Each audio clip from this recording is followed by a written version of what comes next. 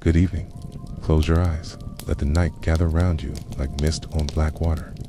There was once a boat, made not of wood, but of silence. It sat on the shores of the River Styx, tethered not by rope, but by waiting. Charon never touched it.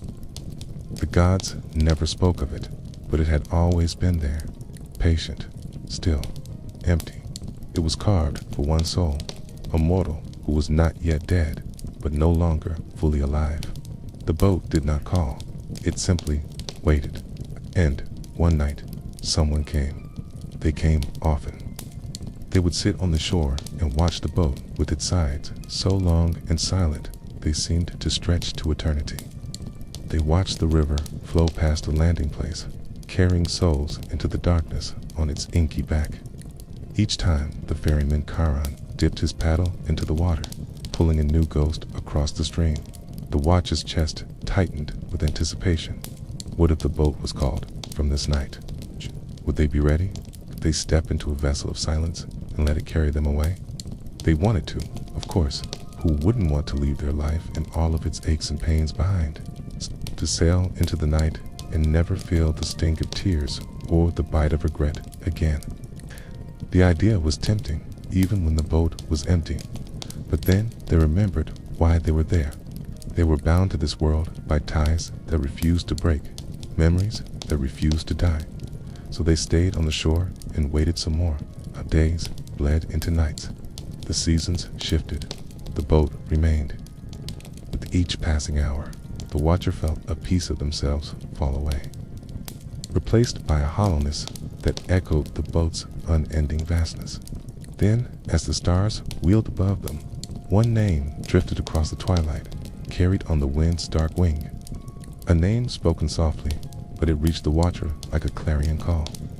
They didn't know who whispered it, but they knew it was meant for them. The name was their own. Slowly, hesitantly, they crossed the clearing to where the boat rested, its silence pressing against them like a shroud. Fear pricked at their heart, cold and sharp as ice. They looked out at the endless expanse of the river and the unseen world that lay beyond. For the first time, the distance of the river struck them. Key, how could they ever hope to cross it alone? They wanted to go back, to find safety in the familiar ache of their life, but something held them there.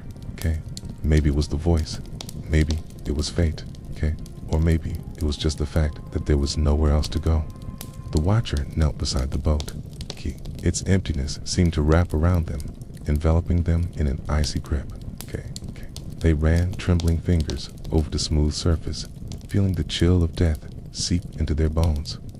Then they did something reckless, something born of desperation and despair. They closed their eyes, leaned forward, and touched their forehead to the boat. They felt the coldness seep into their skin, stealing the warmth of their blood, draining the life from their limbs. They cried out, not in pain, but in terror, in the sudden understanding that this was a one-way journey. There was no coming back from this. And as the last vestiges of warmth ebbed from their body, they heard a sound. It was the gentlest of creaks, the quietest of sighs, the subtlest of murmurs, but it was enough. The boat was calling. It was taking them. In the final moments of their life, the watchers saw their reflection in the still water of the river. It was the face of an old woman, etched with years of sorrow and regret. But as the boat began its silent journey, they saw a flicker of something else in the depths of those dark eyes, a spark of defiance, a hint of peace. The watcher was gone, leaving behind the shell of a life unlived and a heart unsung. As the boat glided into the darkness, the river seemed to calm, as if sensing the sorrow it had swallowed. The stars twinkled knowingly above, and the moon cast a silvery pallor on the scene. On the other side of the river, a figure stirred. It was the ferryman Charon, his face obscured by the shadows of his hood. He looked up from his silent task and watched the boat approach. He had never seen a vessel arrive without a soul in it, nor had he ever seen one arrive under its own power. Intrigue tugged at him, but it was a feeling he couldn't indulge. His duty was to guide the lost to the other side, not to question how or why they arrived. He stood, his gnarled hands gripping the oars, his gaze fixed on the approaching boat. As it drew closer, he could make out the faint outline of a form within it, something that seemed to pulse faintly against the dark backdrop. Curiosity warred with duty in his ancient heart, but duty won. Curran dipped his oars into the water and began to row, moving with a silent grace born of centuries of practice. He pulled the boat alongside the silent vessel and looked up at the unseen occupant. "Who are you?" he asked, his voice rough with disuse and echoing with age. The reply came as a whisper, rustling through the reeds like a mournful wind. "I am the one who waits," it said. "I am the one who watches." Curran frowned, his gaze sweeping over the boat, searching for any sign of life, any indication of what this strange arrival might mean. But the boat gave nothing away. It was a vessel of silence, just as it had been when he first saw it on the shores of the River Styx. For a moment, neither of them spoke, each lost in their own thoughts, each grappling with the enigma that had just arrived on his side of the river. The air hung heavy with unanswered questions, and the only sound was the gentle lapping of the water against the boats. Finally, Curran broke the silence. "Why have you come?" he asked, his voice echoing the emptiness of the silent boat. "To find answers," came the reply, and then the boat was still. It was as though the spirit had retreated, leaving Curran to grapple with the silence. He stared at the boat, trying to pierce the darkness that shrouded it, trying to understand why a soul would come to him without a body, without a story, without a reason. He had ferried countless souls across the River Styx, each with their own tale of joy and sorrow, love and loss. But this one had come bearing none of those things. It was a mystery wrapped in darkness, and he was the only one who knew it. As the minutes ticked by, the silence became deafening. Curran felt the weight of the unanswered questions pressing down on him, suffocating him. He wanted to ask more, to delve into the mystery of the silent boat, but he knew he couldn't. His duty was to the living and the dead, to guide them to their final resting place, not to pry into their stories. With a sigh that spoke of centuries of unspoken words, he turned away from the silent boat and back to his task. The night was far from over, and there were still souls to ferry.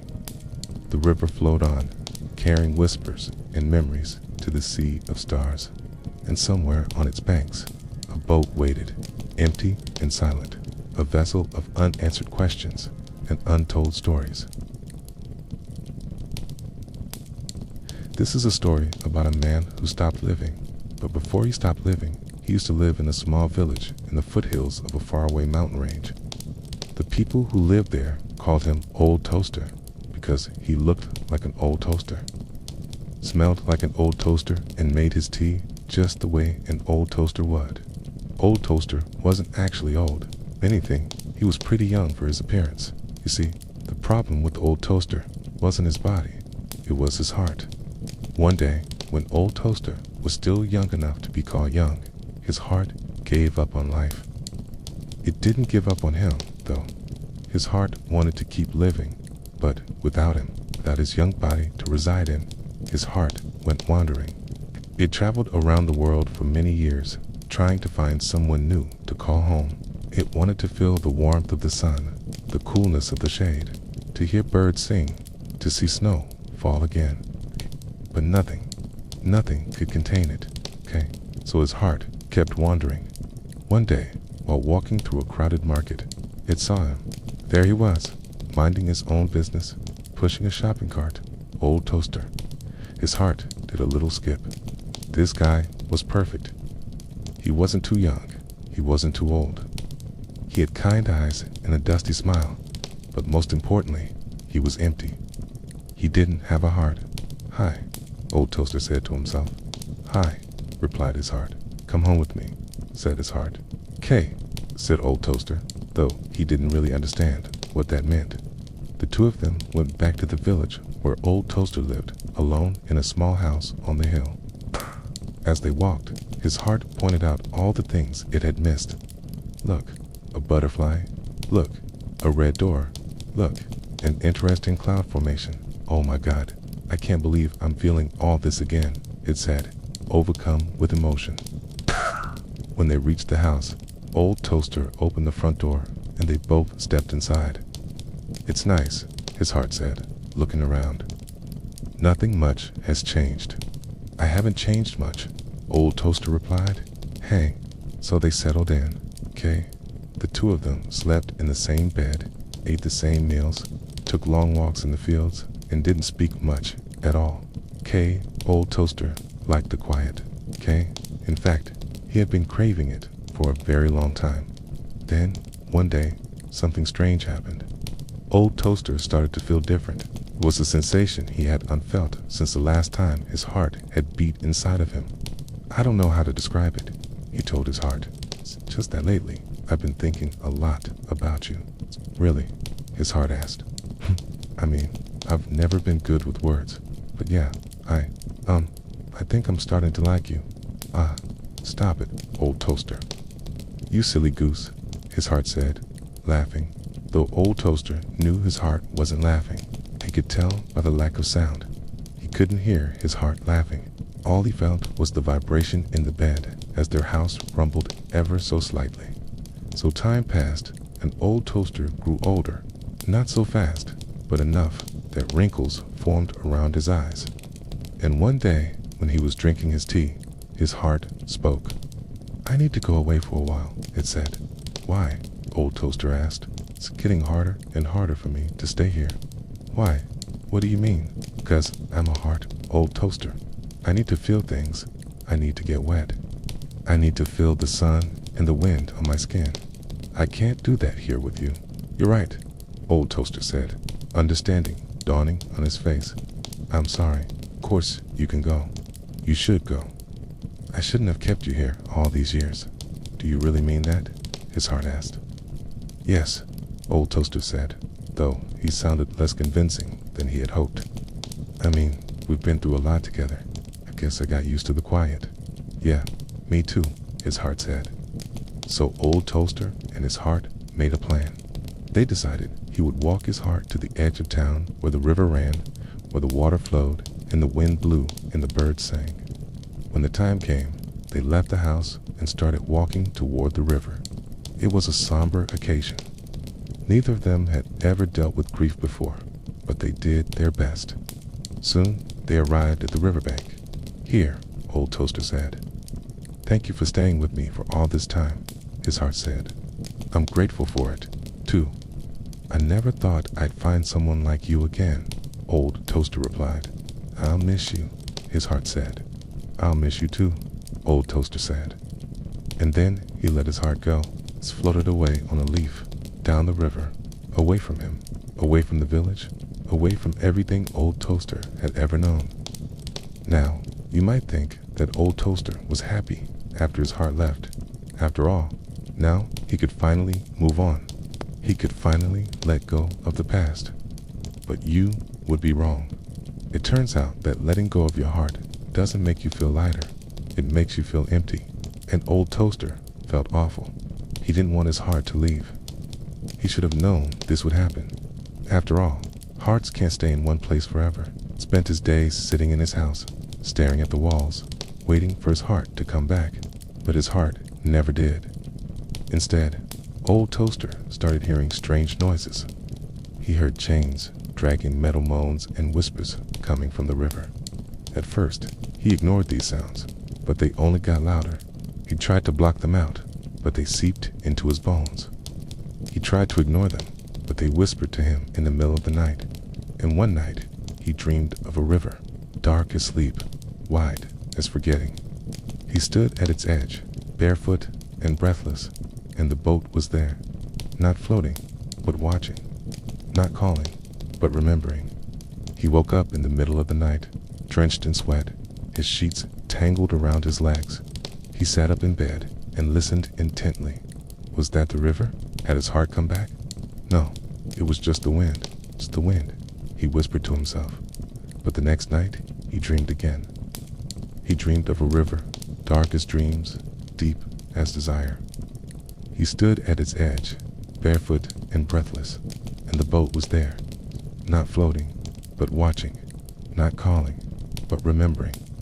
He woke up again, his heart pounding in his chest. Wait a minute, old Toaster realized with a jolt. I do have a heart. It never left. It's been with me all along. But why? Why does it feel like it's over there?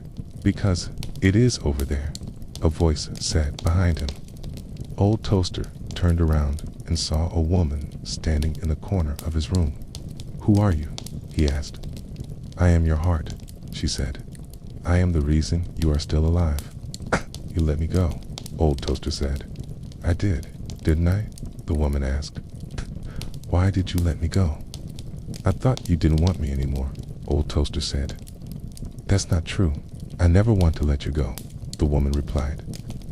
Then why did you pretend you didn't know me when I returned? Why did you make me feel unwelcome? I wanted to protect you, Old Toaster said. Protect me, the woman laughed.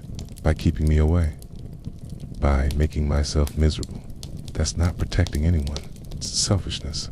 Old Toaster hung his head. She was right. He had acted selfishly. He had been so focused on his own pain, his own misery, that he hadn't even considered how his actions were affecting her. I'm sorry, he whispered. It's okay, she said. Okay, you didn't mean to hurt me. Come on, let's go home. So they left the house and walked hand in hand to the river. And there it was, the source of all his pain and misery, the thing that had been haunting him in his sleep, the reason he had stopped living. The woman dove into the river and swam to the other side. Old Toaster watched as she disappeared beneath the surface, and his heart skipped a beat. Then he heard a voice. Old Toaster, are you coming? He hesitated for a moment, then took a deep breath and dove in after her. So, have you ever read something that made you stop and think? Like your jaw dropped, and you were like, that's a thought. Well, today I want to share with you 3 such quotes from the book The Midnight Library by Matt Haig. So let's get into it. Quote, No. 1. He stepped in. The wood did not creak. There were no oars, no wind, no guide. Just the soft lapping of water and the hush of things unspoken. The boat did not move. But the river did. It turned around the boat, like time around a memory, okay? So first off, can we just appreciate the imagery here?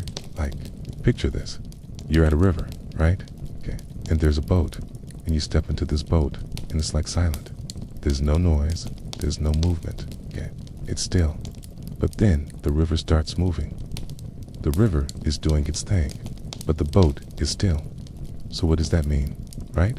The boat represents Nora, this woman who's contemplating her life, all the choices she's made. And then the river represents life, right? Life keeps flowing, but Nora is stuck in this moment. She's stuck in her thoughts. She's stuck in her memories. So that's one layer of this quote. But then he also writes, like time around a memory.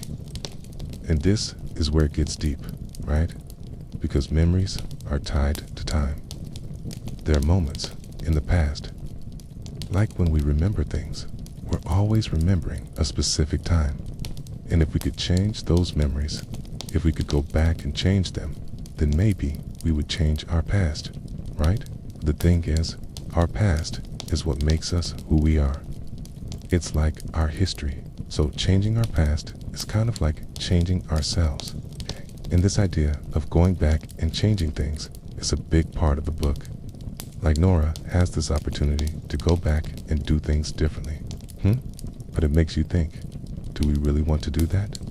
Or maybe sometimes it's better to just accept the past, to accept who we are, to accept our memories. Okay. And then he goes on to write, she had forgotten what it was like not to be her. Okay. But being nobody was exhausting too. This is another powerful line, because being nobody means not having an identity, not having a past, not having any experiences. But it's interesting how he says it's exhausting. Why is it exhausting? Because maybe we feel like we need to create a new identity. we need to create a new past. We need to create new experiences. But the truth is, who we are is a combination of everything we've been through, everything we've learned, every choice we've made. So if we erase all of that, then who are we left with? And if we don't know the answer to that question, then maybe we shouldn't change things after all, okay? So that was a lot to unpack there. That was just my initial response to that quote. But now I want to hear from you. What do you think about this? About these ideas? About changing the past? About accepting the past? About being yourself? About not being somebody? Please let me know in the comments. Let's have a conversation. And while you're down there, if you're enjoying this video, if you're getting value out of it, then please consider leaving a like. It really helps support me in this channel. And then subscribe so you don't miss out on future videos. Okay, now let's keep going. Quote number 2. He had nothing to say. Can the boat like that? Cause this was a vessel not for the restless, but for those who no longer needed to arrive. So in this quote, the main character is talking to somebody named Yusra, who is like the keeper of this library, right? He's been guiding her through these different stories, these different lives, okay? And then when she finally finds her story, the story that she wants to be in, she doesn't actually speak. She just sits and she listens, and then the story begins. And then, later on, he says, "You must choose the story you want to live," she said, "not the one you think you should live." And this is such a powerful message, because sometimes we feel like there's this one path that we're supposed to take, right? Graduate from school, we get a job, we work, we retire, we die. That's like the societal path, right? But maybe that's not the path that we want to take. Maybe we want to be artists, or writers, or travelers. Maybe we want to do something else, okay? And the pressure to conform to societal expectations, to conform to our parents' expectations, okay? To conform to the expectations that we've set for ourselves.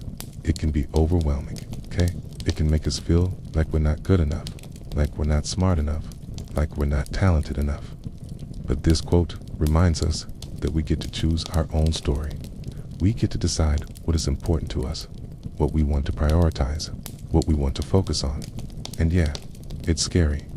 It's scary to go against the norm. It's scary to break the mold. But it's also exciting. It's exciting to be able to write our own story. It's exciting to be able to create our own life, okay?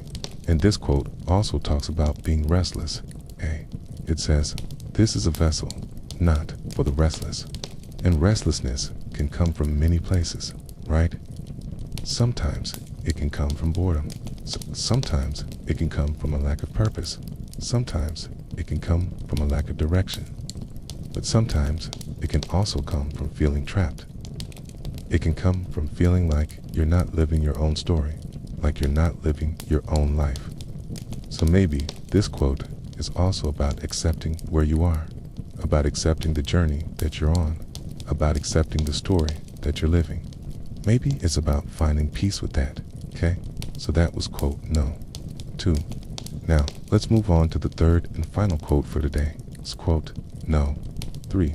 In another universe, Nora existed as someone else, someone who took different paths, made different decisions, loved different people, held different jobs, had different dreams, someone who was born under a different sky.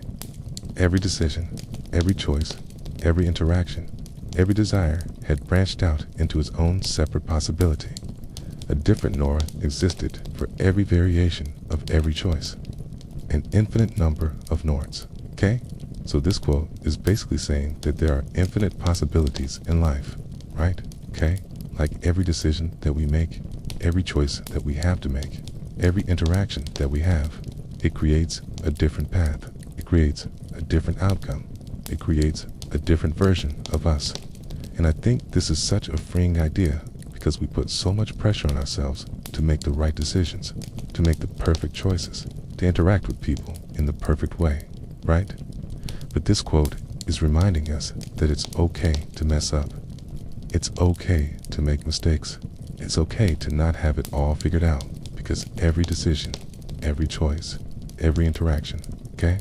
They all lead to different outcomes. They all lead to different versions of us. So maybe it's okay to be a little more relaxed, to be a little more ourselves, to be a little more authentic. Now, I know this sounds like a very Eastern idea, but trust me, Western philosophy has some equally profound stuff. If you're interested in exploring more, check out my video on 3 Stoic quotes that will change your life. You don't have to be Eastern to find wisdom in Eastern philosophies. And similarly, you don't have to be Eastern to find wisdom in Western philosophies. We all want the same things, right? To be happy, to be fulfilled, to be peaceful. And there are universal truths that transcend cultures and time. Anyway, I hope you enjoyed this video. The boat did not move, but the world around it did. The river curved, and with each turn came a whisper. Not loud, not words, just the memory of sound. One voice laughed once, a long time ago. Another wept, but only for a moment. A third said a name, and the name had no owner. He listened, and the boat listened too, because the river was not made of water. It was made of what people leave behind when they forget to hold on. The boat had been there for as long as he could remember. It was always there in the corner of his eye when he walked along the bank. A dark shape against the light, like a phantom limb or the shadow of something that happened before he was born. Its prow, like the beak of some great mythical bird, was pointed toward the east, toward the sun. And every day the sun rose and set, and the boat stayed still, holding its secrets close. He knew the stories people told about this river, about how things disappeared into it, vanished without a trace, sucked under by the dark water. Some said it was haunted, that whatever entered the river did not rest. They said the spirits of those who drowned wandered its length, doomed to repeat their last moments over and over until the end of time. Others said it was blessed, that anyone who touched this water would live forever. That was why he came here, to take something back with him, some part of this strange, timeless place. He wanted to carry it inside him, to feel the current in his veins, to see the sky from the bottom of the river. He reached out and touched the surface of the water. It was cold, like touching someone who was already dead. Then he saw the boat, a flat-bottomed barge with high, straight sides that looked like the ribs of some enormous fish. On its deck, a single figure sat cross-legged. The man was old, older than the oldest man he'd ever seen. His beard flowed down his chest like a waterfall. His eyes were closed, and his hands rested on his knees. He seemed at peace. When the old man opened his eyes, the wrinkles around them crinkling like tissue paper, the boy felt a jolt of fear. But the old man didn't seem to notice him. He stared off into the middle distance, as if seeing something far away. "Who are you?" the boy asked, his voice cracking. The old man didn't answer, and the boy stepped closer.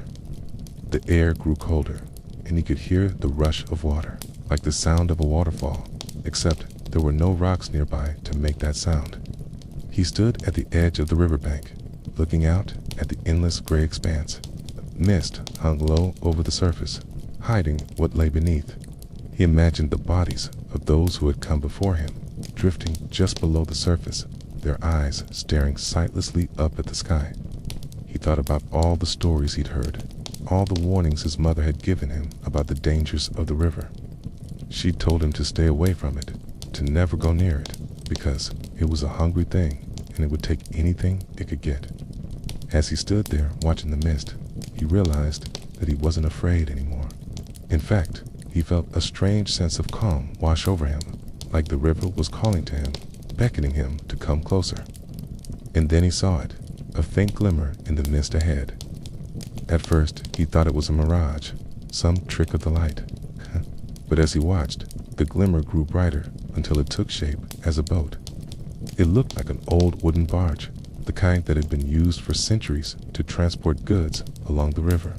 And on the deck of the boat, he saw a man sitting cross-legged. The man was dressed in robes that flowed around him like water, and his eyes were closed as if in deep meditation. The boy couldn't help himself. He took a step forward, then another, drawn to the boat like a moth to a flame. As he got closer, he could hear the sound of water lapping against the hull, and he could feel the vibration of the river beneath his feet. He was so focused on the boat that he didn't notice the old man at first. The old man was sitting on the bank, watching him with a sad smile on his wrinkled face. "Why do you go there?" the old man asked when the boy finally noticed him. "It's in the river." The boy hesitated. He wasn't sure how to answer. He didn't know what he was doing, but something was pulling him toward the water. He couldn't resist it. "They say there are answers in the river," the boy said, finally. "Some things you can't find anywhere else." The old man nodded slowly. "Yes," he said, his voice like the rustling of leaves. "There are answers in the river. But the river doesn't give them up easily. It demands a price." The boy frowned. "What price?" he asked. "Your memories," the old man said. The boy felt a chill go down his spine. He didn't want to lose his memories. They were all he had. But the pull of the river was too strong to resist. He thanked the old man and ran toward the water. He waded in, the cold water rising around him. The current was strong, pulling him deeper. And then he saw it. The boat was closer now, just on the other side of the river, and he could hear the man on the deck chanting in a language that sounded ancient. The boy struggled against the current, but it was no use. He was being pulled toward the boat, and then he was on the deck. He looked back, but he couldn't see the old man or the riverbank. He was surrounded by water on all sides. The man on the deck turned around, and the boy saw his face was lined and wrinkled like the old man he'd seen on the bank, and his eyes were filled with a strange sadness. "Who are you?" the boy asked, but the man didn't answer. He just stared at the water as if seeing something the boy couldn't. The boy looked back at the endless gray expanse, and he felt a growing sense of dread. He wanted to run, to escape, but his legs felt heavy like lead. Then he heard the old man's voice echoing in his head. "What price are you willing to pay?" he asked. "To get to the other side," the boy whispered. "To get to the other side." And as he said the words, he felt a strange power surge through him, a power that was both terrifying and exhilarating. He reached out and touched the man on the deck, and in that instant, he understood. This was the price: to give up his memories, to become like the man on the deck, to wander the river forever, trapped in the past. He wanted to scream, to fight, but he was too late. The current was pulling him under. He closed his eyes and let the water take him, knowing that he would never be the same again. When he opened them, he was lying on the bank. The river was silent now. The mist had lifted, and the sky was clear. The old man was gone, and so was the boat. He sat up and looked around, but everything seemed normal. There was no sign of the river, no trace of the old man or the boat. He felt empty inside, like something had been taken from him, like he'd forgotten something important. He stood up and started walking away, but he didn't know where he was going. He didn't know who he was. He was lost in the river of time, adrift in a sea of memories. He was the river. He was the boat. He was the whispers of the wind. He was the one who waited. This was going to be an interesting day. To most people, the world was just what you saw and experienced. They looked at the world through windows of perception and accepted what they showed. There were those who looked through gilded windows, seeing only beauty. There were those who looked through foggy windows, seeing only gray. There were those who looked through stained glass windows, seeing only color. And there were those who looked through clear windows, seeing all and nothing, all at once. As for me, well, I was blessed or cursed to look through windows that shifted.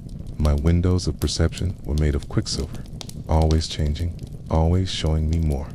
So when I first saw him, far ahead on the water, tall, still, attentive, wrapped in shadows that never touched him, I knew even before my human eyes caught sight of him, that he was there. He was waiting. He was important. My skin prickled with goosebumps and my breath hitched. I tightened my grip on the oar. This was going to be an interesting day. He did not move. He did not speak. And yet, the boat slowed. The air changed. It was heavy, but gentle. It was like walking barefoot on the dew-kissed grass after a summer rain, or feeling the softest pedal brush against your cheek, while thorns tore into your arm. Gentle and sharp, quiet and loud, warm and cold. Life and death sat side by side, shoulder to shoulder, inseparable. I tried to call out, but my voice was stolen. I tried to stand up, but my legs were rooted to the floor of the boat. I strained to see his face, to hear his name, to know him. All I saw was the curve of his chin and the taut line of his jaw. All I heard was the whisper of wind through non-existent leaves. I didn't know him, but I knew his presence. It was the absence of fear and the sudden bloom of courage in my chest. It was the stirring of hope and the icy grip of dread. It was 1,000 unspoken words and 1,000,000 unshed tears. He raised a hand, not to warn, not to stop, but to welcome. And from his palm, a single golden thread uncurled. It drifted toward the boat like a feather on a silent wind, touched the bowsprit, and a jolt shot through me. It's not pain, not pleasure, something indescribable, something inexpressible. It was the warmth of sun on winter skin and the sting of frostbite. It was the taste of sweet nectar and the bite of bitter ash. It was life and death, intertwined and inseparable. The thread snaked its way forward, weaving between the planks of the boat, climbed the mast, scaled the sails, and finally settled on the crossbar that held my rudder. I wanted to move. I wanted to break free of the paralysis that held me, but I couldn't. All I could do was watch as the golden thread pulsed with a light of its own. It thrummed with power, ancient and boundless. It hummed with knowledge, deep and timeless. It glowed with a warmth so inviting, so comforting, and then it began to fade. The light dimmed, the humming softened, the glow receded. I wanted to reach out, to touch it, to hold on to whatever it represented, but I couldn't. All I could do was watch as it vanished, leaving behind only a faint shimmer in the air. When I could finally move again, when the paralysis lifted, when my voice returned, when I could feel the blood pounding in my veins and the muscles coiling in my arms, I did something I never thought I would do. I turned the boat around, I adjusted my sail, I dipped my oars into the water, and I rowed away as fast as I could. There were 2 reasons I didn't want to go back. One was fear. Fear of what I might find if I stayed. The other was curiosity. Curiosity about what lay ahead. For better or worse, I knew I wouldn't find answers there, but maybe, just maybe, I'd find questions, okay? And sometimes questions were just as good as answers. As the days passed, I thought about him often, okay? I thought about his stillness and his silence, okay? I thought about his shadow and his shroud, okay? I thought about his welcoming hand and his fading thread. I thought about the feeling of goosebumps on my skin and the stirring in my soul. I thought about the burden of his presence and the relief of his absence. I thought about the dreams he planted in my heart and the nightmares he left in their wake. I thought about the hope he ignited and the despair he fanned. Every time I closed my eyes, I saw him. Every time I opened them, I felt his gaze. I heard his voice in every whisper of wind and saw his face in every shifting cloud. He became a part of my thoughts, a constant undercurrent to my days. Then one night, as I sat alone in my boat, the wind whispering tales of distant lands and the stars twinkling secrets of the cosmos, I realized I wasn't afraid anymore. Not of him, not of myself, not of anything. I was free, free of the shackles of my past, the chains of my present, and the burdens of my future. I was free to be whoever I wanted to be, to go wherever I wanted to go, to do whatever I wanted to do. With newfound strength, I set my course toward the setting sun. With newfound courage, I faced the gathering darkness. With newfound hope, I embraced the unknown. As I sailed into the vast expanse of the twilight sea, I knew I wasn't alone. Somewhere on the shore, hidden from view, stood a solitary figure. His presence, though unseen, was a comforting weight on my heart. His silence echoed in the rustling leaves and the murmuring waves. His shadow stretched long and thin in the dying light, a silent promise of solace and strength. He didn't have to speak. He didn't have to show himself. I knew he was there. And that knowledge, that certainty, anchored me amidst the churning chaos of emotions. I knew he understood. He understood the turmoil within me, the battles I fought, the scars I bore. He understood my fears, my doubts, my uncertainties. He understood my hopes, my dreams, my aspirations. He understood me. I didn't know who he was, but it didn't matter. I didn't need to know his name, his story, or his face. I didn't need to understand his silence, his stillness, or his shadow. Because in that moment of profound understanding, I realized that we were connected by something far greater than any name, any story, or any face. We were connected by the shared experience of being human, of being alive.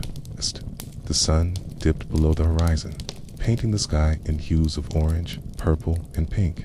I felt a sense of peace wash over me. It was a peace that transcended the turmoil of my soul, the chaos of my thoughts, and the uncertainty of my journey. It was a peace that came from knowing that I was not alone, that somewhere out there, on the shore, wrapped in the embrace of the evening, stood a solitary figure who understood me in ways I couldn't begin to comprehend. And in that understanding, I found solace, strength, and the courage to face whatever lay ahead. This is the end, but it's also a new beginning. I won't say goodbye, because that would be a lie. Instead, I'll say thank you. Thank you for walking this path with me. Thank you for sharing this journey with me. Thank you for being a part of my story. He had taken many journeys on the river, but this one was different. He had paid for it by selling his watch, his most precious possession. That's how much he wanted this trip. And the boatman was unlike any other, silent, gaunt, and strong like the branches of an ancient oak. His face was all wrinkles, like the bark of that same tree, and his eyes were deep pools reflecting the sky. When the old man had offered him money for the journey, the boatman just shook his head. Something about the traveler unsettled him, so he named a price, a high one, hoping to scare him off. But the traveler agreed without hesitation. As they glided down the river, the traveler looked at the trees lining the banks and realized he had never seen them so close before. Their roots intertwined, creating a green tunnel above his head. The bark was rough and knobby. The leaves whispered secrets to each other, dipped their heads to drink from the water, then raised them to the sky, catching the light like emeralds. For a while, there was only the sound of oars dipping into the water and the hushed voices of the trees. Then the sky above began to shift. The stars turned backward. The moon blinked, and the river lost its shape. Now it was a road. Now it was breath.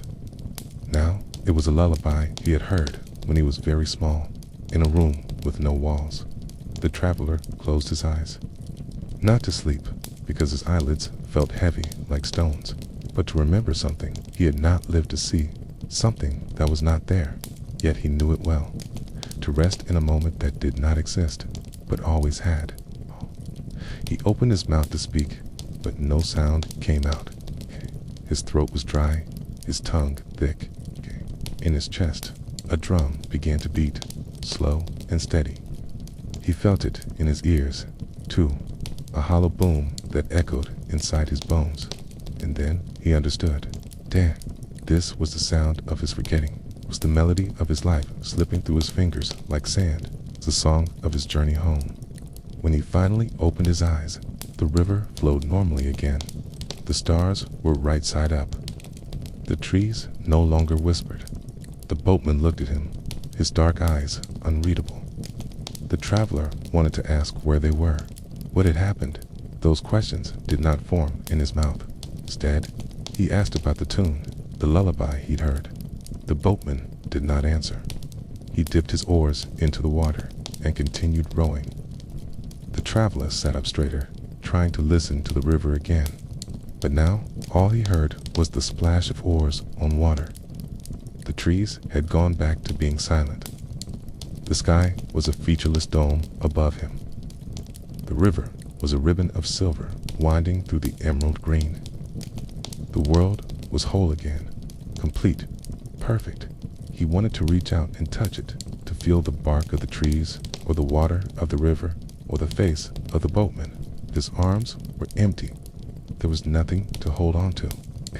There was nothing to feel. He could not remember the tune, but its echo remained in his chest, a hollow boom that reverberated in his bones. He thought about getting up and walking on the road beside the river, but his legs felt rooted to the seat. Then he saw the boatman take a paddle from between his knees and dip it into the water. He looked at the traveler, his face still hidden in the shadows under his wide-brimmed hat. Then he began to sing. It was the tune the traveler had heard before. The melody slithered over the water, up the riverbanks, and into his skin.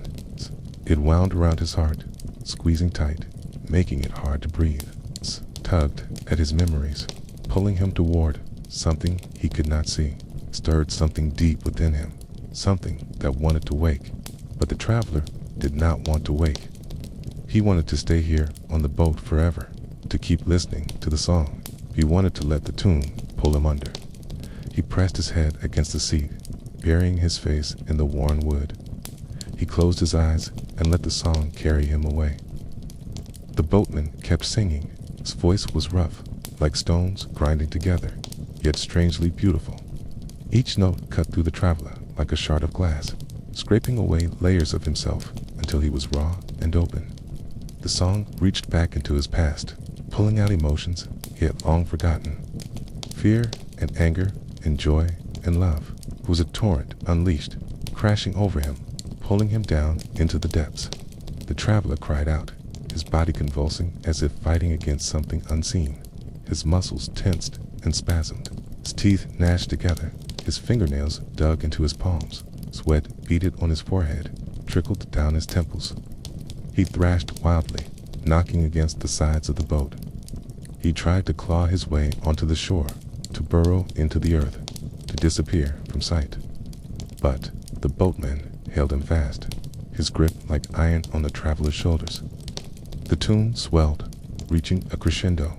Then, as quickly as it had started, it stopped. The boatman released the traveler, who collapsed in the silence that followed. He lay there, gasping, his whole body trembling, his mind reeling. The sun was warm on his skin. The wind tousled his hair. The river flowed beside him. Everything was still. When he slowly opened his eyes, he saw that the trees had changed. They were no longer the whispering giants he had known. They were tall and straight and bare, like soldiers standing in formation.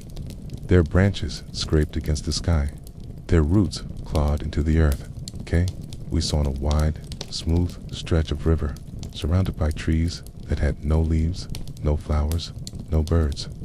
The air was cold. The sky was gray. He looked at the boatman, whose face was still hidden in the shadows of his hat. The man's eyes were deep pools of darkness, bottomless and cold. The traveler wanted to speak, to ask where they were, why the trees were bare, why the sky was gray. But no words came out. His throat was dry, his tongue heavy. He tried again, his voice a hoarse whisper. Where are we? What has happened? The boatman did not answer. He turned the boat around and dipped his oars into the water. They glided back down the river. As they moved, the traveler saw more changes. The water was murky. The banks were cracked and bare. The sky was featureless. The trees were skeletal. Nothing moved. Nothing lived. The world was dead. He looked back at the boatman, whose face was still hidden in the shadows, whose eyes were still dark and bottomless. But now he saw something else. He saw sadness. Not a quiet, gentle sadness, but a deep, aching one. A loneliness so vast it threatened to swallow him whole. And the traveler understood. This was not just a boatman. This was a keeper, guardian of the river, a protector of the dead. The traveler had woken something ancient and terrible by coming here. He had disturbed a slumbering evil, and now it was stirring. The traveler wanted to run, to get as far away from this place as he could, to escape the suffocating dread that was closing in around him. But his feet were rooted to the seat. He wanted to scream, to make the trees fall down around him, to break the silence that was deafening him. But no sound came out. His throat was hoarse. His voice was trapped inside him. The boatman sang again. The tune was slow and mournful, like the dirge of a lost soul. The traveler's blood ran cold. He knew that song. It was the lament of the river, the cry of the damned, the song of forgetting. And as the notes slithered over the water, he felt the river's pain. He felt the ache of centuries of sorrow, the weight of generations of grief. He felt the river's anger, its rage at being disturbed, its hatred for the one who had woken it. The traveler wanted to stop the song, wanted to silence the river, to calm the storm that was raging inside him. But he could do nothing. He was trapped in the boat, caught in the current, swept along by the flow. The boatman leaned forward, his eyes boring into the traveler's. And in that moment, the traveler saw the truth. The boatman was not just a keeper. He was the river. The river was him. He was the boatman. And the traveler understood that this was not a journey. This was a homecoming. This is one of those stories that's going to make you feel things. So buckle up. The night was as still as a photograph. Even the wind held its breath for fear of disturbing the quiet. Elias sat in the middle of the old wooden boat, knees pulled up to his chest, chin resting on them. He was alone, yet he wasn't. The presence of another was palpable, woven into the very fabric of the night. Hay could feel it around him like the scent of rain on dry soil. It was familiar and unwelcome. Then, as if summoned by his thoughts, the figure stepped out of the shadows, taking shape in the darkness like smoke given form. The face was obscured by the hood of a long, dark coat, the only movement the faint rise and fall of their chest. They sat down heavily, the wood creaking under their weight. No words were spoken, but a question hung in the air between them. He didn't look at her, didn't need to. The air was thick with unspoken understanding. Years of shared history, of silent complicity, stretched between them like a tightrope. Their paths had intertwined so deeply that even the space between breaths was a conversation. She sighed, a sound like wind through a hollow reed, and reached out a hand. Her fingers hovered just above his, an eternity of shared memories passing between them in that brief pause. He knew what she wanted, the need to touch, to feel the warmth of another human being in this vast, echoing emptiness, but he couldn't bring himself to meet her there. Not tonight. Not after all this time. He stood abruptly, the wood groaning under his sudden movement, and started pacing the narrow confines of the boat. The lamp hanging from the mast swayed precariously, casting grotesque shadows that danced and twisted on the water. Each step he took echoed his turmoil, the rhythm of his anger, his grief, his desperate yearning. The rocking of the boat mirrored his inner turmoil, up and down, back and forth, a ceaseless motion that offered no respite, no peace. He looked out at the endless expanse of water, searching for an answer in the star-strewn darkness. It mocked him with its silence, its indifference to his pain. The moon, a cold, distant eye in the sky, seemed to watch him with an ancient, knowing gaze. The stars, a million cold fires, burned into the darkness like shards of memory, each one a fragment of a life once lived. They had sailed these waters together, him and his brother. The memory hit him like a rogue wave, unexpected, overwhelming. Like he could almost feel the salt spray on his face, hear the laughter of his brother carried on the wind. Then the image shifted, the memory turned. A sea, once a playground, became a battleground. The joyful laughter was replaced by screams, the rocking of the boat by the relentless pounding of waves. And then there was only the cold embrace of the water and the chilling realization that he was alone. He stumbled, catching himself on the rough wood of the mast. The pain was a physical thing, a blow that left him gasping, his vision swimming. But it was a necessary pain, a reminder of who he was, what he had lost. It was the price he paid for forgetting. But she wouldn't let him forget. Not now, not ever. She rose from the bench, the movement fluid and graceful despite the stiffness of her posture. She came closer, her footsteps silent on the wood, and laid a hand on his arm. Her touch was like a brand, searing, inescapable. He flinched, but didn't pull away. He knew what she wanted. He saw it in the set of her shoulders, the tilt of her head, the haunted look in her eyes. The same look that had haunted his own reflections, okay? It was the look of one who has stared into the abyss and come back, okay? One who has looked upon death and lived to tell the tale. But what story does one tell when the tale is too terrible to speak, when the memories are too painful to relive? What words can do justice to the horrors witnessed, the losses endured? The questions hung between them, unanswered, unanswerable, and in the silence that followed, he heard the echo of his own thoughts. This was his burden to bear, his path to walk. He had chosen this life, embraced the darkness, and now he must face the consequences. There was no one else to blame, no one else to hold responsible. He turned, his face pale in the lamplight, his eyes dark and fathomless. He looked at her, really looked at her, for the first time in years. And in that moment, he saw not just the woman he had once loved, but the woman he had become. The years fell away, the distance vanished, and all that remained was the raw, aching reality of their shared past. In her eyes, he saw the reflection of his own soul, the darkness and the light, the pain and the hope.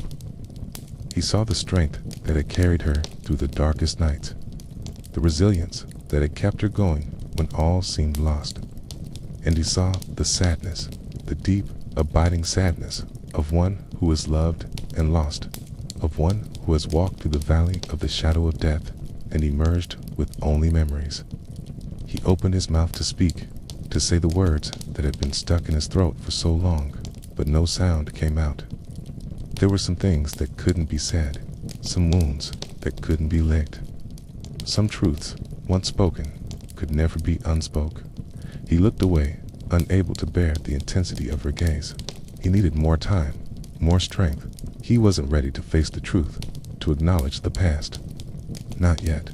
She nodded slowly, understanding etched into every line on her face. She knew he wasn't ready, just as she knew she might never be. She rose, a ghost against the dying light, and returned to the bench. Without a word, without a sound, she sat down and waited. Waited for what? She didn't know. For time to heal the wounds that ran deeper than any blade could reach.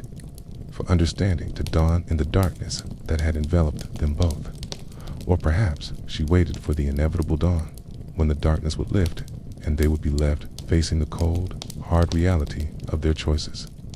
He stood there, rooted to the spot, watching her. Watching the woman who had been his past, who was now his present, and who would inevitably become his future. He felt the weight of her gaze on him, a physical force that threatened to pull him under. He wanted to speak, to break the silence that stretched taut between them, but no words came.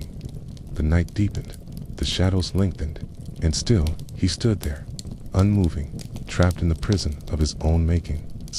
He wanted to reach out to her, to bridge the chasm that had grown between them, but he couldn't. Not now. not until he had faced what he had become. The boat rocked gently on the waves, a lullaby to the living, a requiem for the dead. The moon climbed higher in the sky, casting its cold, accusing light over the water. And in that light, he saw the reflection of his soul, a shattered mirror, a broken compass, a lost and lonely traveler. He looked out at the horizon where the land met the sea, searching for an answer, a sign, a guiding light. But the darkness offered none of those things, only reflected back at him the darkness within. Slowly, agonizingly, he began to understand. This was his punishment, his reward, his fate. He had sought oblivion and found it in the depths of the sea. He had embraced the void, and now the void had embraced him. And in that realization, he found a strange, unsettling peace. It was the peace of one who has come home after a long journey, who has finally found their way back to themselves. It was the peace of one who has faced their demons and accepted them, who has embraced their darkness and found the strength to move forward. He stepped off the boat, his feet sinking into the soft sand, and walked towards the darkness. With each step, the weight of the past lifted a little. The burden of memory grew a little lighter. He didn't know what lay ahead, but he didn't need to see the path illuminated by the fading glow of the setting sun. He could walk in the darkness, guided by the faintest glimmer of hope. The river grew wider, or perhaps he grew smaller. Either way, the path ahead vanished, and now the banks rose up around him, cutting off the endless ribbon of water that had been his companion for days. Until this moment, the river had been his world. Its sound, his only music, its motion, his only measure of time. He'd found it on the third day after the fire, after what used to be his city, after all that remained of his life. He'd stepped into the current and let it take him, letting go of everything he'd once held dear until there was nothing left to hold on to. Nothing except the hope that the water would take him somewhere, anywhere, except here. But here was where the river brought him. Here was where the trees had formed a wall across the water, forming a pool in which the current died and the river became a lake. A small one, really, hardly big enough to exist on its own, yet big enough to trap him in its stillness. He could go back, he supposed, retrace his steps upstream, find the current again, and keep going. But he didn't want to keep going. He wanted to stop. For days, he'd seen nothing but water. Nothing at all, except for the occasional bird that skimmed the surface, or a fish that broke through the skin of the river to flash its scales in the sun. But now, he saw something new. A rock sat in the middle of the pool, something solid in the unending liquid. It looked like an island, that is, if you ignored the fact that it was unreally an island, because there was no land around it. It was just a boulder perched on the remains of a drowned world. He paddled closer, but the nearer he got, the more the rock became a mirage, the harder it was to reach. The water grew shallow, but he kept paddling. Desperation lent strength to his arms. The fire within him burned away the fatigue, pain, and hopelessness that had been dragging him under. He had to get to that rock. He needed something solid to hold on to. His fingers tightened around the paddle. The rock was close enough to touch, yet just out of reach. Leaned forward, stretching out, trying to feel something firm beneath his fingertips, trying to remember what firm felt like. He was so close, but then the rock slipped away, sank below the surface, pulled down by some invisible force into the murky depths of the lake. Panic seized him, thrashed in the sudden emptiness, trying to grab onto something, anything, but there was nothing there. He slumped in the boat, chest heaving, trying to draw in a full breath without sucking in the cold water that seemed to have invaded his lungs. It took a while for the gasps to subside, for the trembling to stop. When he finally looked around, the sky had changed from blue to gray, the clouds scudding across it like frightened birds. The wind picked up, rustling the dead leaves that had gathered in the corner of the boat, stirring up their dry, dusty smell. Rain began to fall. He hunched over, pulling his knees to his chest, burying his face in the crook of his neck. Perhaps it was better this way. Perhaps it was kinder to the world, to himself, to have no story to tell, to have nothing left to lose. The rain intensified, drumming on the plastic of the boat, blurring the world to muffled grays. It seemed as though the very fabric of the world was weeping. It seemed as though the sky itself was crying for him, and he cried with it, letting the tears mingle with the rain, letting the grief flow through him. It hadn't always been like this. There was a time when laughter rang through these woods, and light spilled through the trees and painted the forest floor in dancing patches of green and gold. There was a time when his heart sang with the joy of being alive, when the world was full of promise, when the future stretched ahead, a ribbon of possibility. But that was before the fire, before the world had turned to ash and his dreams to dust, before the water had become his only solace, before the water had become his only company, before the silence had become his only language. The rain fell harder now, the wind rising to a near howl. Its waves slapped against the sides of the boat, rocking it precariously on the surface of the lake. He hugged his knees tighter, burying his face deeper into their sheltering warmth. Just a little longer, he thought, just a little longer, and then sleep pulled at him, tugging him towards oblivion, whispering promises of peace. Maybe it was the exhaustion, maybe it was the rain, but he felt something stir within him, something dark and cold and hungry. Fear, he thought, grasping at the word like a lifeline. Fear. He pushed the thought away, pushing away the encroaching darkness, refusing to surrender to the night. But the rain kept falling, drumming on his lids, seeping into his pores, numbing his limbs. And the night kept calling, beckoning him closer, promising rest, and the fire within him sputtered, threatening to go out. And in that moment, he knew he couldn't keep fighting. He couldn't keep holding on. If he wanted to survive, he had to let go. He closed his eyes, surrendering to the darkness, the cold, seeping into his bones, stealing his strength, wrapping him in its icy embrace. The waves rocked him gently, almost like a lullaby. The rain fell steadily, a soft, steady rhythm.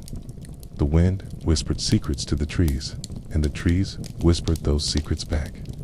The stars came out, pinpricks of light against the darkening sky. They twinkled down at him, their distant, cold fire seeming to mock his fading warmth. He felt himself slipping away, floating on the surface of the lake, floating on a sea of dreams. Then he woke up, or perhaps he was dreaming of a world where the sun shone and the birds sang, where the trees swayed in the gentle breeze, where the river flowed and the stars twinkled down their silent song. A song without sound, a light without warmth, a sky without air. He opened his eyes to see the stars reflected in the still water, unmoving, unblinking, cold. They were too tired. Still, he blinked slowly, trying to make sense of the darkness, trying to find his place in it. Then he saw them. Faces swam before him, pale, translucent, shimmering with an otherworldly glow. Some were beautiful, some were not. Some were young, some were old. Some were his, some were not. They swam closer, reaching out to him, beckoning him to join them, to come closer, to let them in. He wanted to speak, to name them, but the boat did not allow it. To float was not to speak. To float was to release. So he closed his eyes, leaning back in the boat, exhaling slowly, letting them go. There are a lot of worlds out there that have been given names by fans, you know?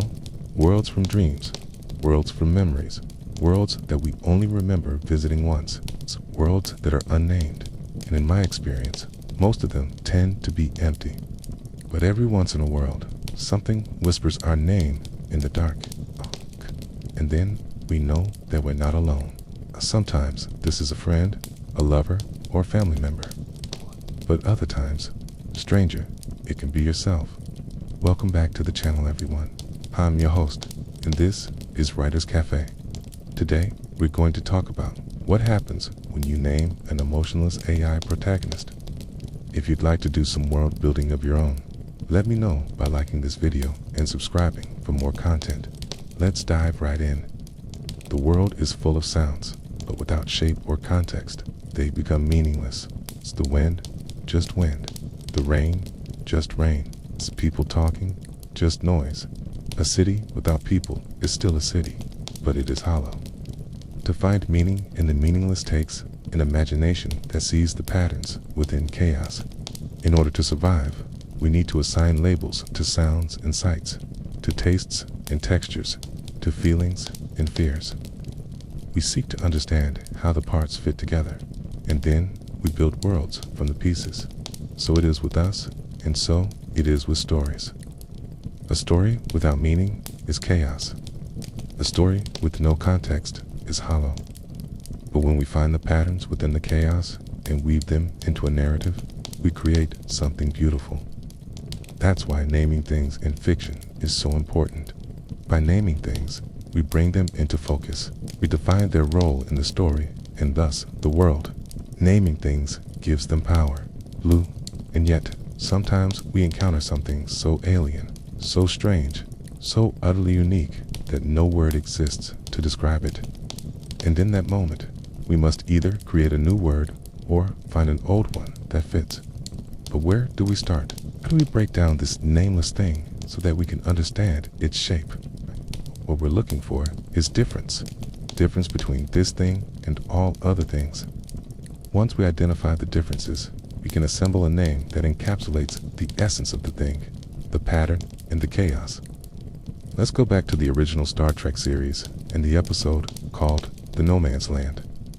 When Spock and Captain Kirk travel to an unnamed planet, they encounter a creature that has no emotions. When they try to communicate, Kirk says, "Is there no word for love?" To which the creature responds, "There is now." Here, the crew of the Enterprise has named the creature after they observed that it is without emotions, therefore without humanity.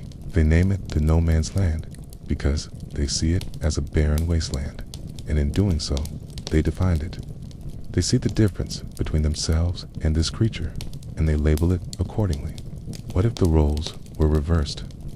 What if it was the no man who named the human? How would he go about it?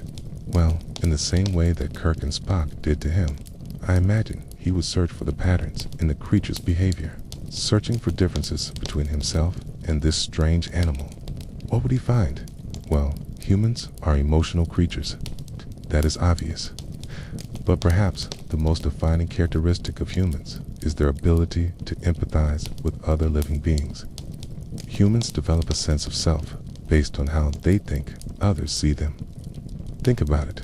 If you've ever received a compliment that made you feel better about yourself, or if you've ever felt shame or embarrassment when you've done something wrong.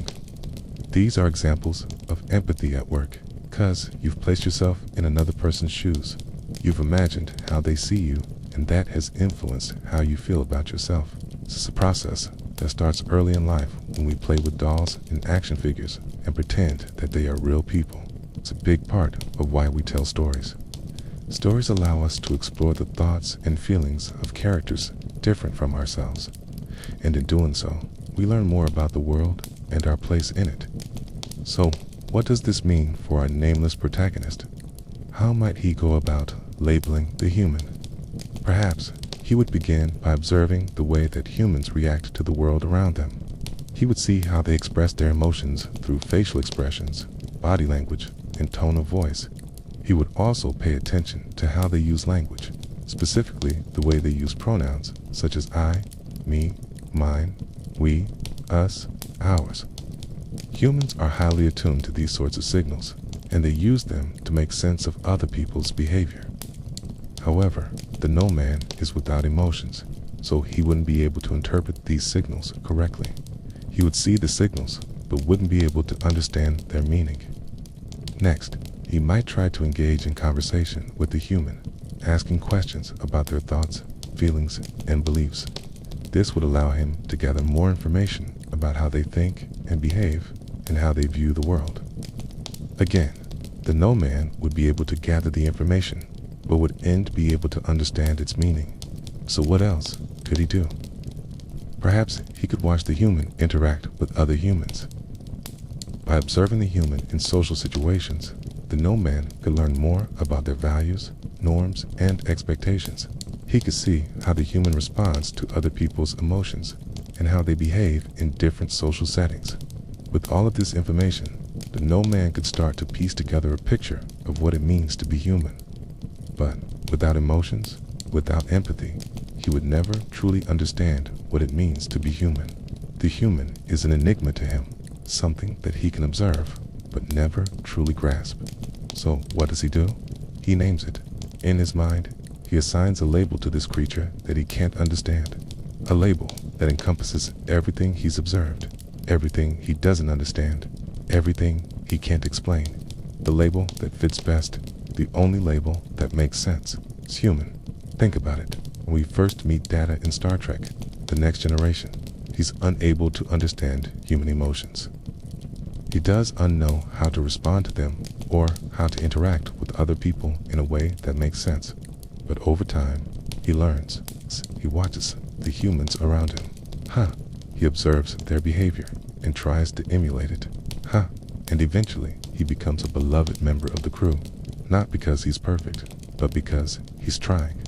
In a way, Data is the opposite of the no-man. Instead of being without emotions, he has emotions that he can't control.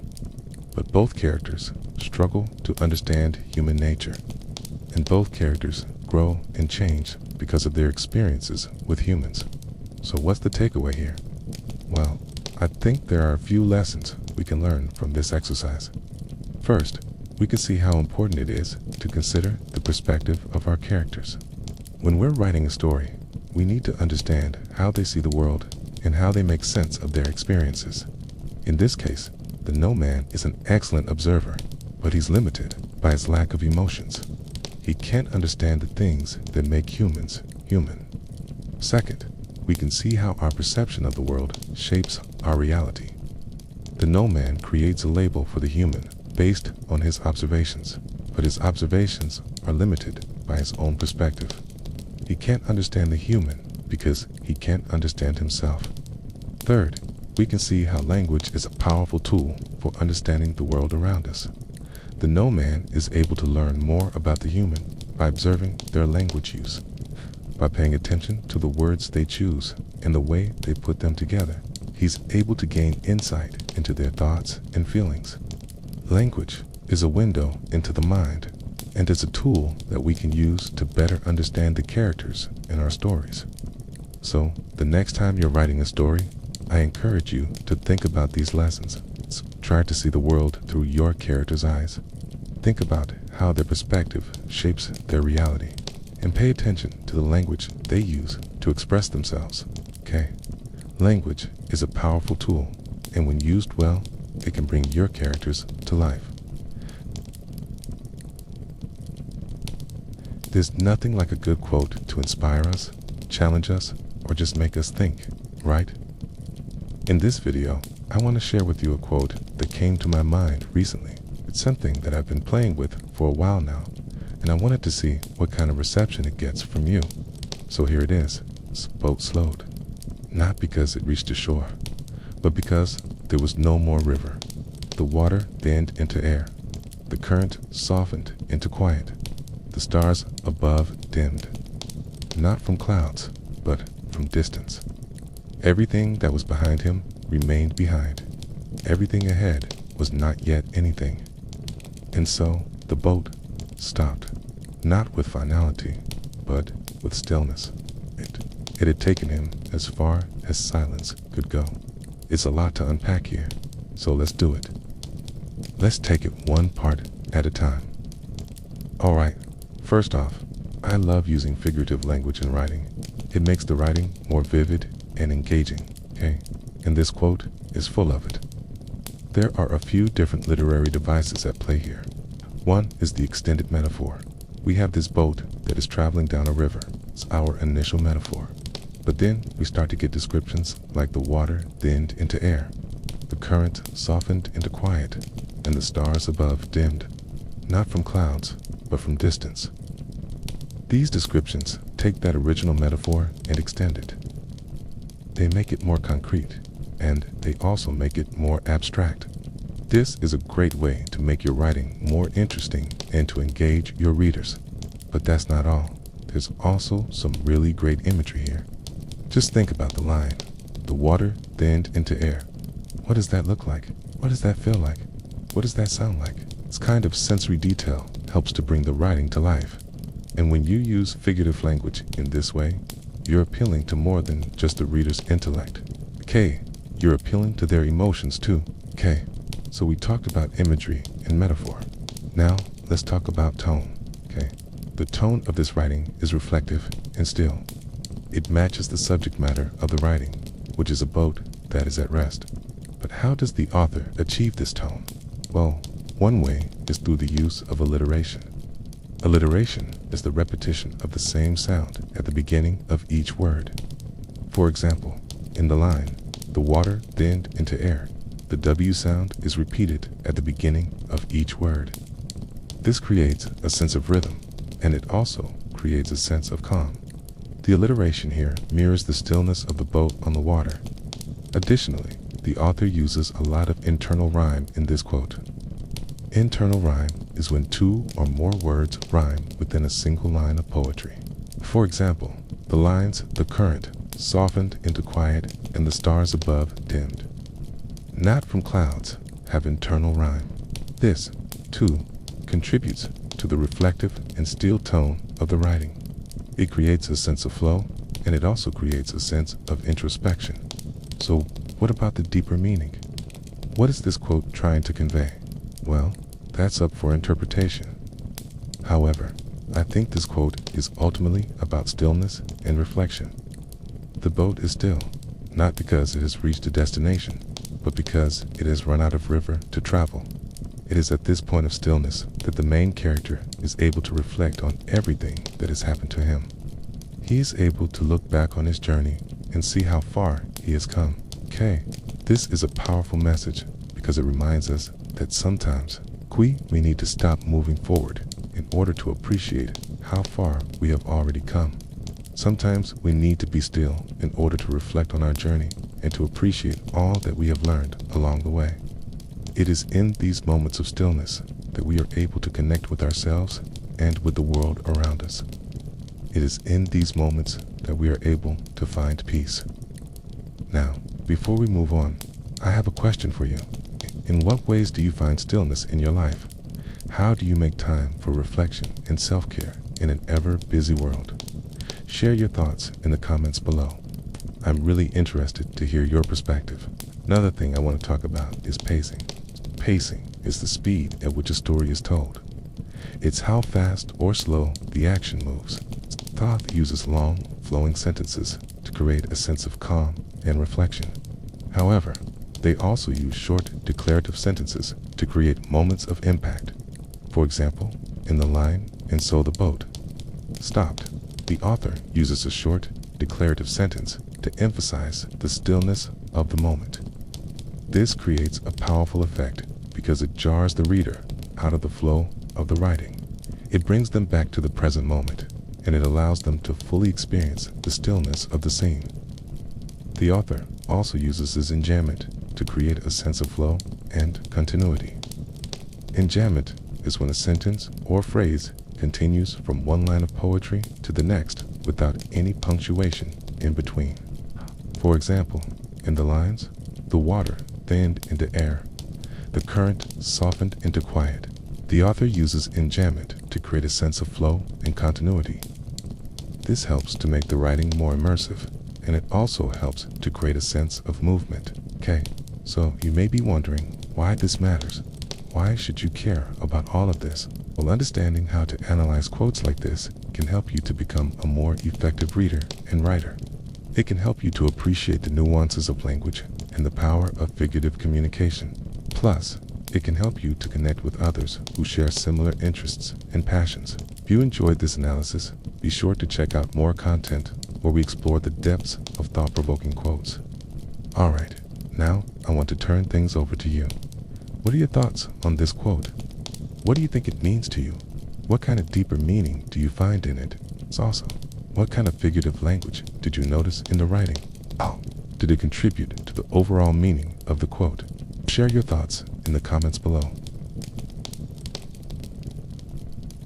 He closed his eyes, but this time he did not expect to open them again, not in the same way. And when they did finally open, he was still breathing, still living, still conscious. But there was something different about it. There was something different about him. The sky above was filled with stars, so numerous they blotted out the very notion of night. And he realized, somehow, he could see them even without opening his eyes. His vision was no longer constrained by the prison of his eyelids, or rather, he realized he no longer had eyelids. In fact, he no longer had a face, at least not in any way that he recognized. He tried to scream, but air rushed through some invisible windpipe and made no sound. Then he remembered the books he'd read, stories that spoke of similar transformations. He remembered tales of hermits who forsook their old lives for enlightenment, shedding all physical attachments to reach the truth of their existence. He knew, with an unshakable certainty, that he had done something similar, but what had happened? How had he reached this state? Then he remembered. He remembered standing beneath a tree, feeling the cool shade against his warm skin. He remembered putting his hand into a flower, feeling its soft petals close around his fingers like a secret entrusted to him alone. And then he had climbed higher, the branches yielding beneath him, and had sat down upon the very topmost leaf. He remembered sunlight washing over him, filling him with light and heat. And then he had laughed, throwing his head back and accepting the sun, welcoming the sky. And then everything had gone black. At first, he was frightened, but now, as he looked out at the infinite expanse above him, as he felt the wind buffet his non-existent features, he felt only wonder. The world spun below him, and he sensed the tiny ants scurrying around, moving from place to place, always in a hurry, always seeking something they could never quite find. He watched them, feeling their emotions brush against him like a gentle breeze, fear and anger, sadness and joy. They were all so busy, these ants, striving and scheming, building and breaking, and none of it meant anything. None of it mattered. As far as he could tell, the only thing that mattered was this, the sensation of being pure awareness, aware of nothing in particular. Aware, just because awareness was all that was real. The rest of it, the striving, the searching, the constant need to grasp at something that couldn't be grasped. It was all illusion. The concept of self, of personality, of ego, it all stemmed from that fundamental misunderstanding. Nothing had ever begun. Nothing would ever end. There was only this. There was only this moment. And then, to his surprise, he found himself drifting, not away, just deeper. The sky above became clearer, more defined, more real. The stars burned brighter, and he felt a connection to each one of them, to every single point of light. For a moment, he was the center of the universe, and then he was one of the stars. He existed in a void of pure white. It was neither dark nor light, but the absence of both. In this space, he was aware of himself as energy, as potential, as an aspect of something that was beyond comprehension. He was no longer bound by the laws of physics, by the constraints of human understanding. He was free from the limitations of his former existence. He was everywhere and nowhere. He was nothing and everything. In the grand scheme of things, he realized he was infinitesimal. A fleeting spark amidst an eternal flame, a momentary flicker in an endless abyss. Yet, at the same time, he was all things, all places, all moments in time. He was the beginning and the end, the Alpha and the Omega, the first and the last. He saw galaxies form and fly by, each one unique and beautiful, yet all alike in their endless variety. He watched civilizations rise and fall, their triumphs and tragedies playing out like a never-ending movie. He witnessed the birth of stars and the death of worlds, the ebb and flow of creation and destruction, and he understood. This was the rhythm of existence, the dance of the cosmos. And then he started to remember other things. He remembered promises whispered in the dead of night, dreams shared beneath a blanket of stars, laughter echoing in the halls of memory. He remembered faces, his face, her face, their faces, all the faces that had ever looked up at the stars and wondered. He remembered love, not just the passionate kind that burned brightly and faded, but the quiet, steady kind that endured, that anchored one to reality, that gave meaning to the fleeting nature of existence. And in that vast emptiness, he clung to those memories like a lifeline, feeling their warmth, their vibrancy, their aliveness. He wanted to hold on to them, to savor them, to let them consume him with something within him, something ancient and powerful, something that knew the truth of existence, something that had always known and always would know, drew him back. He resisted at first, because in those memories, in those emotions, in those relationships, he found solace, comfort, familiarity. But the pull was too strong to resist, and he found himself drifting, not away, just deeper. He awoke in a forest, the soft earth beneath him, the scent of pine and damp leaves in the air. The sun dappled through the trees. At first, he didn't know where he was or how he got there. He sat up, rubbing the back of his head, wincing at the sudden movement. He looked around, taking in the towering trees in the thick undergrowth, trying to piece together how he'd come to be in this place. Then it hit him, the memory of the previous day, the strange events that had transpired, the unsettling feeling of transformation. He closed his eyes, trying to grasp the experience, to make sense of it, to understand what had happened to him. But the more he tried, the more it slipped through his fingers, becoming a half-remembered dream. With a sigh, he got to his feet, brushing dirt and leaves off his clothes, and started walking. He didn't know where he was going, but he walked with a newfound lightness in his step, a sense of freedom in his stride. Something had shifted within him, something profound and irreversible. He could feel it deep in his bones, in the very core of his being. He walked for hours, it seemed, following winding paths and crossing babbling brooks, always deeper into the heart of the forest. The sun began its slow descent, casting long shadows through the trees, painting the forest floor in hues of gold and crimson. As twilight deepened, the forest came alive with the sounds of nocturnal creatures, the hoot of an owl, the rustle of unseen animals in the underbrush, the whisper of the wind through the leaves. He stopped to rest on a moss-covered log, leaning back against the rough bark, gazing up at the canopy of stars that had replaced the leafy branches. Above him, he felt a sense of peace settle over him, a calmness that he'd never known before. In that moment, he realized that he was no longer afraid of the darkness. He welcomed it, embraced it, found solace in its comforting embrace. He stayed in the forest all night, sleeping under the stars, listening to the symphony of the wild, and he dreamed. Not of people or places, but of being light, of being small, of being part of something too wide to understand. There were no words in this dream, no body, no thought, only warmth, and a sense that nothing had ever truly begun and nothing would ever truly end. He awoke to the sound of birdsong, the chorus of the morning, the sun filtering through the trees, dappling the forest floor in golden light.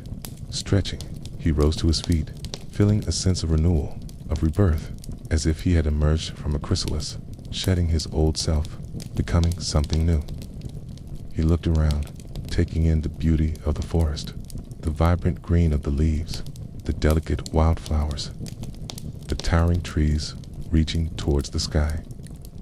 He felt a deep connection to this place, as if it had always been a part of him.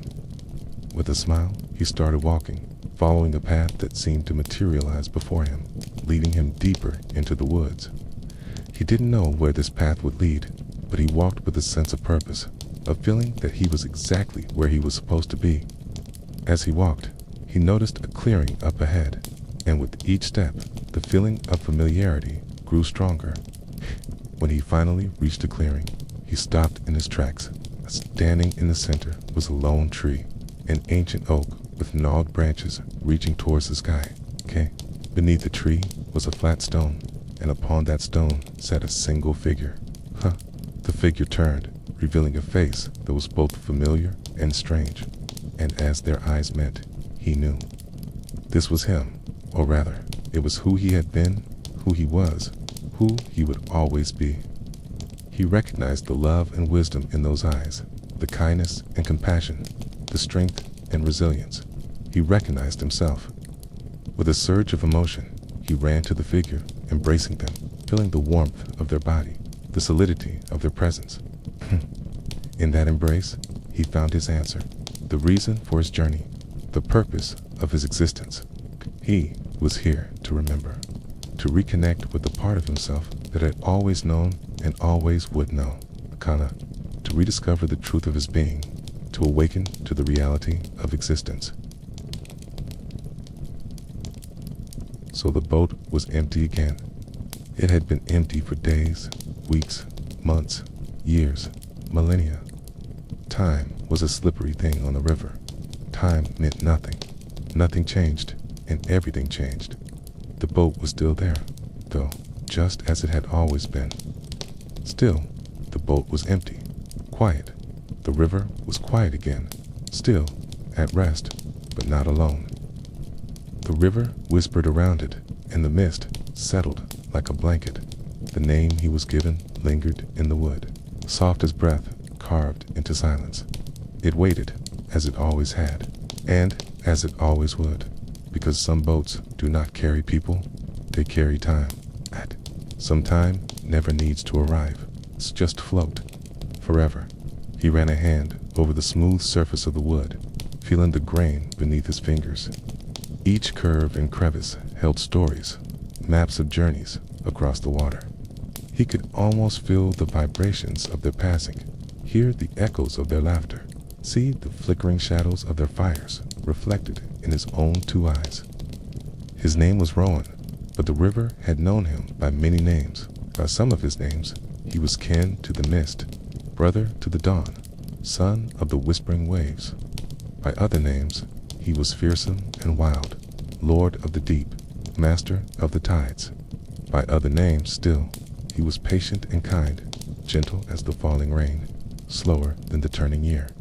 There were as many Rowans as there were moments on the river, as many Rowans as there were pebbles on the riverbed or leaves that fell from the canopy above. All the Rowans were him, and none of them were. He was all the journeys the boat had taken, and every journey the boat would ever take. He was all the names and all the stories, every joy and every sorrow. All the Rowans lived in the space between the world that was and the world that would be. All the moments the river had known, and all the moments the river would yet to know. All the Rowans were one, and all the Rowans were free. He dipped his head, letting the cool water trickle down his neck, tasting the river's ancient salt on his tongue. He knew all the songs the river knew, had learned them all from the earth and sky. The river sang of distant mountains and far-off lands, of creatures strange and wonderful, of heroes bold in battles won. It sang of the first light and the last, the beginning and the ending of everything and nothing. The river sang its endless song, the only song it had ever known, the only song it would ever learn, and he was the only one left who listened. The sun dipped low in the sky, staining the clouds with streaks of crimson and gold. The river flowed on, carrying the dying light toward the waiting dark. Soon, the stars would begin to prick the deepening blue. First, the dippers, then the lesser constellations, finally, the wheel of the year, Ryan's belt, the twins, the hunter, the bear. The old woman sat on the bank, her face a roadmap of wrinkles, each line increased, telling stories of years gone by. Her eyes, though, were young, bright, with starlight and river-born wisdom. She watched the boat drift past, a ghost on the water, a memory in the mist. She remembered when the river ran strong and deep, when the land was rich and green, when the people were many and their voices echoed in the valleys. She remembered when the world was new and the magic flowed freely, when the river was a path to the other world, when the veil between worlds was thin as gossamer. She remembered when the boat was full, when the rower pulled with strong arms, urging the boat onward to the unknown, when the oars dipped into the water, stirring the sleeping things that dreamed in the deep, when the boat carried souls across the water to the other side, to the other shore, to the other world. She remembered the laughter and the song, the tales and the dreams, the hopes and the fears, all borne on the river's current, carried in the boat towards the unending sea. Now the river ran slow and shallow. The land was bare and stark. The people were few and their voices were hushed. The magic was hidden. The world was old. The boat was empty. The rower was gone. The song had ended and the silence was thick with memories. But she saw the mist rise from the water, swirling and shifting, taking shape. She saw the old man step out of the mist, his face weathered and worn, his eyes deep in knowing. He stood at the edge of the boat, his presence a ripple on the still surface of the water. He did not speak, but his voice echoed in her mind. He did not touch her, but his fingers brushed her soul. He did not leave, but he was everywhere. And in that moment, she understood. The boat was still full. The rower was still there. The song was still being sung. The journey was still going on. The river was a path to the other world, and the boat was its vessel. The veil between worlds was thin as gossamer. In the mist, it was magic alive. The old man was Rowan, and she was his daughter, and they were the last of their kind.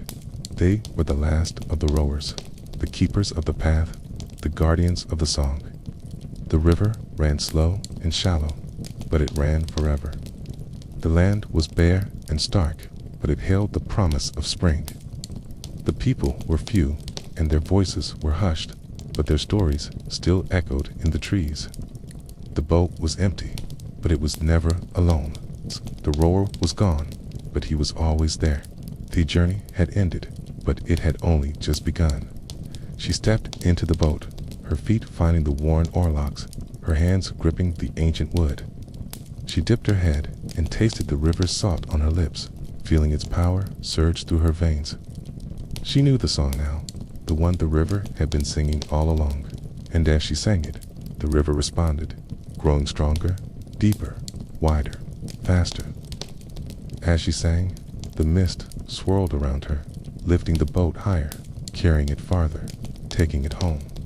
As she sang, the old man smiled, his eyes twinkling with starlight. He leaned into the rhythm of the song, his body swaying with the motion of the boat, his spirit soaring with the cry of the river. And as they sang together, the river and the rower, the old man and the girl, the mist rose higher, the boat floated faster, the song grew stronger, and the world began to spin. She woke with a start, the song echoing in her heart, the river thundering in her ears.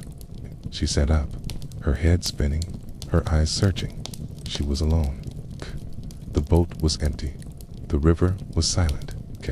But as she rose to her feet, she felt the vibration of the river beneath her, heard the whisper of the wind through the trees, saw the glint of sunlight on the water.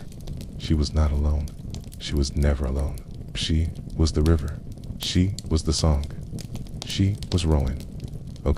So if you're watching this right now, if you haven't subscribed yet, please consider subscribing. Really appreciate it. And also, please let me know what your favorite line or lines are from this entire story. Please tell me in the comments below. I would love to see what resonates with you.